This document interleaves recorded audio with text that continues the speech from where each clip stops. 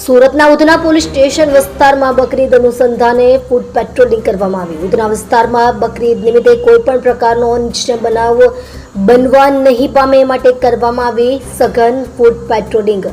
Udhna police સ્ટેશનના police inspector SN Desai, surveillance PSI Israni સાહેબ સાથે સર્વેલન્સ સ્ટાફના પૂર્ણ પોલીસ જવાનોને સાથે રાખી કરવામાં આવી ફૂડ પેટ્રોલિંગ। જેમાં મુસ્લિમ બહુમતી ધરાવતા વિસ્તારમાં સઘન અને કડક ફૂડ પેટ્રોલિંગ કરી અસામાજિક તત્વોને કડક ચેતવણી આપવામાં આવી।